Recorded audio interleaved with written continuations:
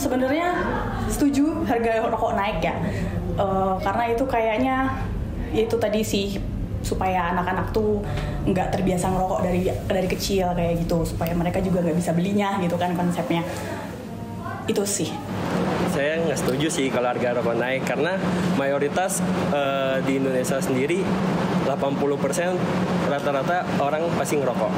Mungkin bisa dibilang kurang setuju ya karena kan pernah baca artikel juga tuh pendapatan negara dari rokok kan lumayan gede juga tuh. Jadi kalau harganya naik ntar bisa mengurangi pendapatan negara juga takutnya gitu. Jadi bisa dibilang kurang setuju sih Mbak. Sebenarnya kalau harga rokok naik saya setuju karena itu untuk menekan agar itu mengurangi perokok aktif. Soalnya yang saya tahu di luar negeri sendiri rokok itu di luar Asia ya harga rokok itu jauh lebih mahal, makanya di sana jauh lebih sedikit perokok daripada di Asia termasuk di Indonesia. Oke, kalau tadi kita dengar bagaimana pendapat dari masyarakat, tadi juga sudah disampaikan oleh Pak Fit, ada 4 poin ternyata yang berkontribusi langsung terhadap kenaikan cukai dan yang terkena begitu ya. Tapi sebelum saya ke Anda lagi, saya mau ke Bang Gabriel. Bang Gabriel, sebagai aktivis tembakau nih, ngelihatnya harga rokok sekarang sudah setinggi apa sih Bang? Ya sudah tinggi, sudah begini. Tadi saya lebih tertarik dengan cerita Pak Andreas bahwa tahun 1999 Pak Andreas masih menikmati industri ini ya, keuntungan atau benefit dari industri ini. Tapi di atas itu sudah susah itu.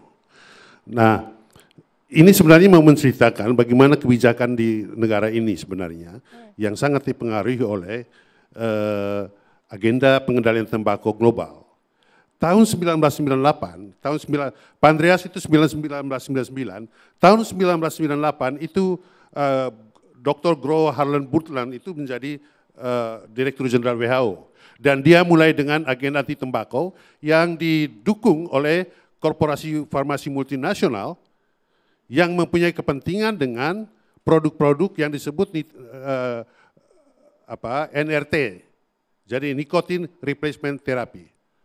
Nah, pada saat Pak Andreas mulai menghitung turunnya penjualan tembakau, pada saat yang sama korporasi farmasi multinasional ini menghitung naiknya penjualan nicotine replacement produk-produk NRT ini. Saya beri gambaran Pak Andreas. Nah, pada proyeksi tahun 2025 itu pendapatan dari market global share dari produk nicotine replacement therapy ini 64,93 billion ya, US dollar. Lalu proyeksi tahun 2032 sebesar 128,15 billion US dollar. Nah, agenda tadi Pak Andreas, itu semua yang kita jalankan sekarang ini sebenarnya agenda global itu.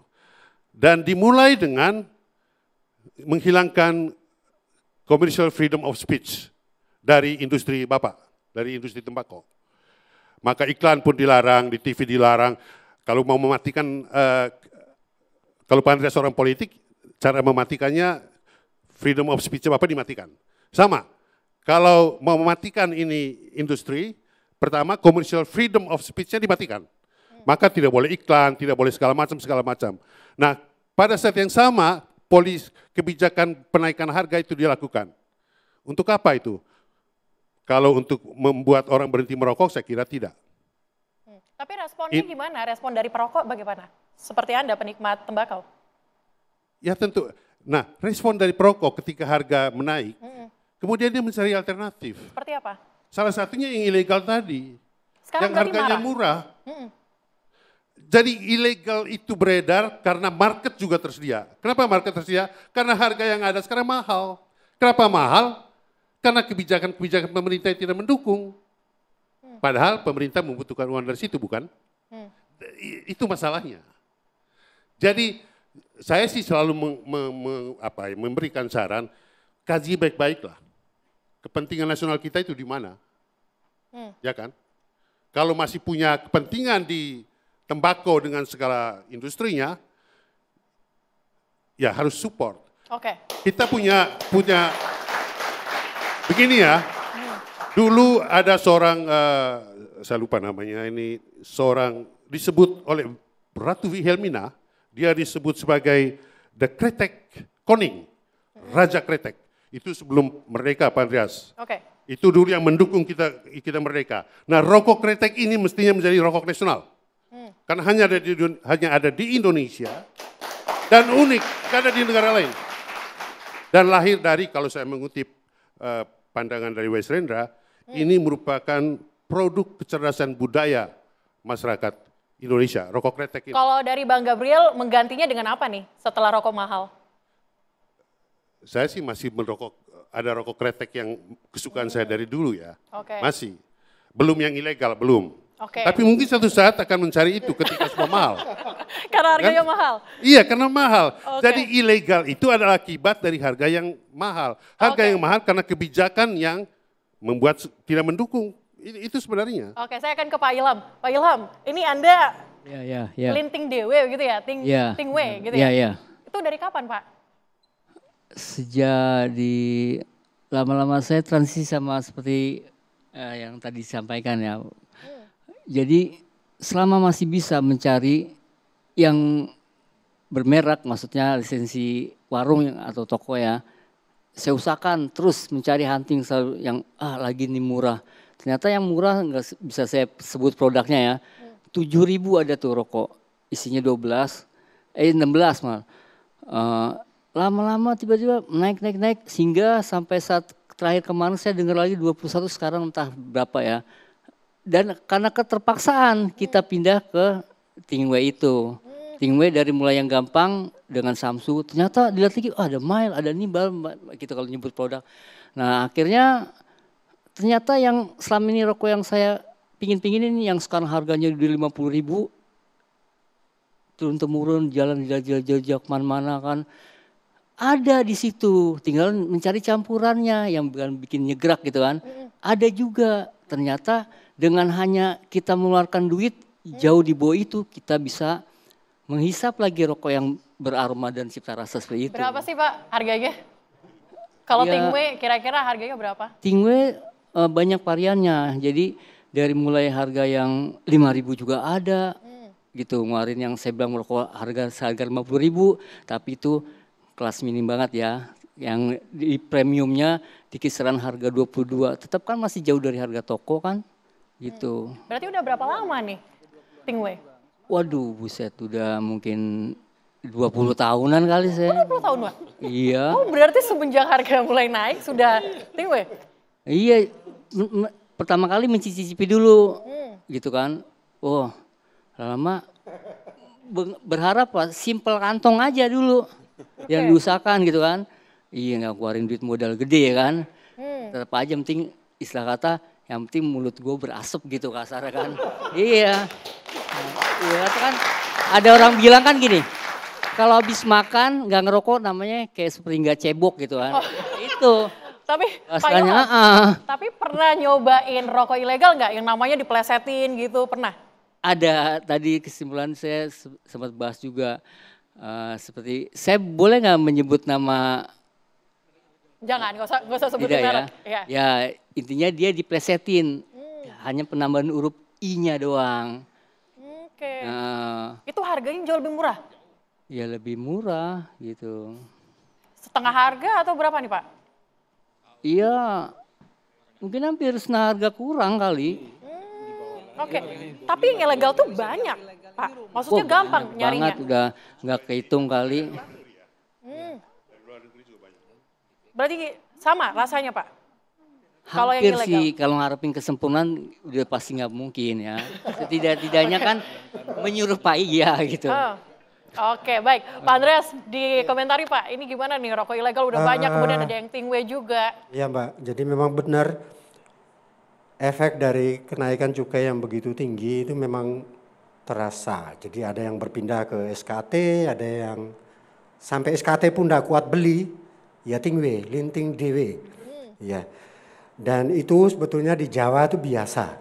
Jadi di daerah-daerah sentra tembakau kayak daerah Temanggung, Muntilan itu anak-anak SD pulang tuh usia 6 tahunan. Udah dia ke kebun ngambil tembakau dilinting. Udah diisep. Nah, saya ingin sampaikan ini Mbak terkait dengan harga rokok sebetulnya.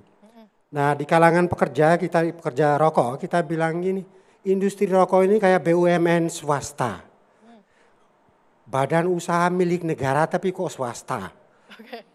Kenapa, Pemerintah Pak? tidak pernah mengucurkan dana untuk memberi bantuan dan seterusnya. Tetapi setiap tahun kok memungut dari industri ini.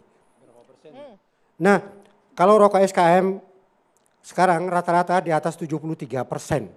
Sebelum rokok itu diproduksi, kita sudah harus bayar ke negara 73% cukai, pajak PPN, HT, pajak pendapatan hasil tembakau, sama pajak daerah, retribusi daerah. Itu nilainya kalau PPN HT 9,9%, PDRD itu 10% dari cukai. Dan peruntukannya juga disebut Mbak, jadi kalau PDRD diperuntukkan untuk membiayai kesehatan. Bu Irma, 10% dari cukai. Jadi kalau tadi Pak Saleh bilang tahun 2024 penerimaan cukai 216,9 itu berarti 21 sekian triliun dari PDRD ini diperuntukkan untuk kesehatan. Entah sampai di kesehatan apa enggak kita enggak tahu. Nah cuma kita di bawah, nah kebetulan saya tahu banyak ini Pak Afid karena saya kerjanya ngurus cukai. Ya jadi itu. Nah rokok sebelum diproduksi misalnya harga 10.000, kita anggap lagi daripada angkanya aneh-aneh kita bilang 10.000. Sebelum rokok yang harga 10.000 ini dibuat oleh pabrik, dia sudah harus bayar ke negara 7.300 minim. Itu yang SKM. Kalau yang SKT yang tanpa filter itu, sebelum rokok ini produksi harus sudah bayar negara, ya kalau harga 10.000 lagi ya, kita harus sudah bayar ke negara 4.500 sampai 5.000. Sisanya dipakai oleh pabrik untuk bayar kami-kami yang kerja ini, untuk beli tembakau, untuk bayar listrik, untuk bayar pungutan-pungutan dan seterusnya. Jadi mesin. SKM itu sigaret kretek mesin. Oke. Jadi dia pakai mesin, itu cukainya tinggi. Nah. SKT itu sigaret kretek tangan. Oke. Ya. Tapi kalau misalnya udah dikasih ke pemerintah di awal seperti itu, kira-kira yang sisa untuk perusahaan itu berapa? Ya itu sisanya, jadi misalnya saya bilang tadi misalnya 10.000 ya, 7.300 diberikan kepada pemerintah. Online dan on time, tidak pakai mana-mana duit itu, pasti sampai ke kas negara. Boleh saya potong? Dan Silakan Bu Irma. Saya kira nggak gitu juga ya Pak, karena begini, setahu saya konglomerat nomor 1 di Indonesia itu yang punya pabrik rokok loh. Nah sebentar, belum, ya. santai Pak. Nah saya mau sedikit juga men-spill ya gini. Kan rokok ilegal ini ternyata yang bikin juga pabrik rokok. Artinya saya juga bertanya nih, ya kan sama UMKM yang di bawah ya, yang bikin rokok-rokok lintingan sendiri rumahan itu. Jadi mereka bilang bahwa yang pabrik rokok juga ada melakukan itu, produksi, tapi kemudian lewat belakang supaya nggak bayar cukai. Kalau itu yang terjadi artinya nggak mungkin juga ngurangin pegawai dong, ya dong, ya kan? Nah kemudian ditambah lagi dengan produksi rumahan, artinya ada tambah lagi nih, lowongan pekerjaan lagi nih di pabrik rumahan ini. Kan seperti itu logikanya. Nah makanya saya bilang tadi, saya kalau melihat pabrik rokok ini gitu ya, dari sisi kesehatan dan dari sisi tenaga kerjanya. Nggak bisa juga saya bicara dari satu sisi kesehatan saja, tapi ketenaga kerjaannya juga kita nggak bahas. Oke, Pak Andreas mungkin bisa ditanggapi. Emang benar Pak, ada yang ini mungkin salah, lewat belakang atau juga, seperti apa? Enggak, saya mau komentari yang selalu diumumkan oleh Forbes bahwa orang terkaya Indonesia itu orang-orang yang memiliki pabrik rokok. Saya cuma mau mengatakan bahwa menjadi tidak logis dalam keadaan industri rokok tertekan, dia menjadi kaya orang nomor 1 terkaya di Indonesia dari pabrik rokok. Tapi dia punya unit usaha yang lain. Ya, jadi Bu Irma, bahwa dia menjadi orang terkaya di Indonesia nomor 1 sampai 10, 50, apa 100-an sekian, itu untuk saat ini itu bukan dari rokok. Bahwa mungkin awalnya dia mengumpulkan uang dari rokok, itu mungkin saja karena mereka sudah lakukan usaha itu puluhan tahun lalu. Oke. Ya.